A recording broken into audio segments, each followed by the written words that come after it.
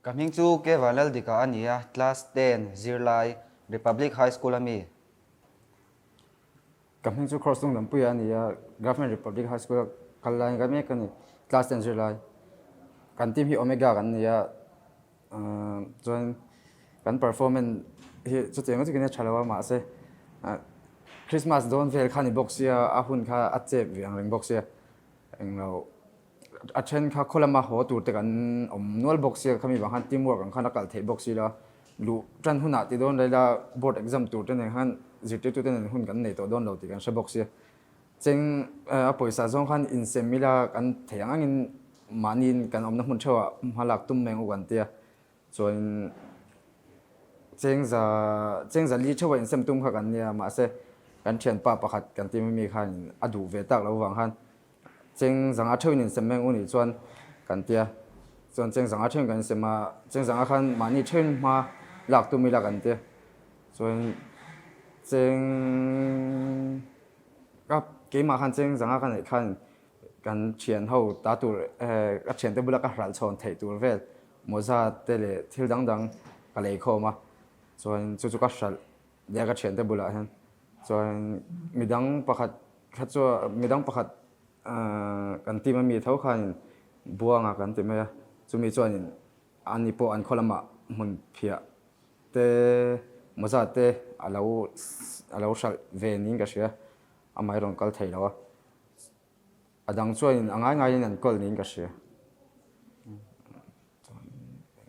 so profit ten siam em jane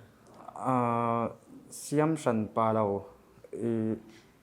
cái mà chuan cheng zan hi somnga vel ning ka sia ka lep kha chuan an ni chuan engma report min pe lo so in submit late ya cheng sang hi kan sa cha profit is siam tina oh so I think a profit cheaper no Christmas vel ni wang khan ka man em kha ka cheng zang kha ka da le to pa cheng zan hi somnga vel kha ka pocket money ta han ka ti tam ya cái mà tắc phê chân arvel vula anh đâu hoặc là tum tắc nam ase anh đâu hun kha om lệ tổ đôn đầu thì cái xe tàu vàng khan chút tiền nó chút thấy đôn xí là atén nói hiện tìm mình cái gì cái mà sau khi mình đang in report mình phải xí đâu anh nghe pойसा kha zia fel vel ha kan soina sa taro kha ba kha in zia vak don lo tin an mo zia vak lâu zia fel vak lo okay anh le kami TMC trang sim sim hianin nghe in zero mo anh ya in anh lâu in tàu del hi in du join tiền phải kan ti thế na hin min pui na se ma business line akal tu pon ke po hin business ka tu ma join he tiền phải la po hin ma ka so ne mi dang face mai te po ka ma chan ngam dewa alo ma Nia hei hetia kan ti ta ka chuan midang ma hanin ma chon tiang vel hi ka helama hian ma ka son dewa chumi mai ba ka enge poisa tlem te atanga bul chan thatura enge che somlek po nei la che somlek po khan I business kha lo tran thei ti ka hriat kha ni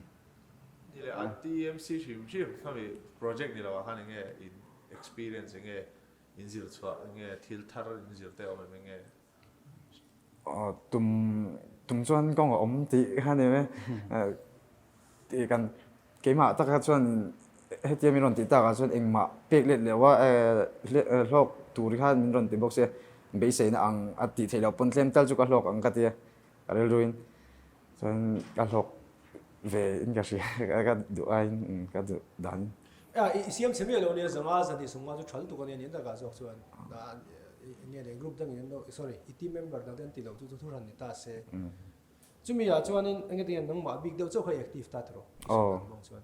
I enge chan de wi riat adang kha chu tlemin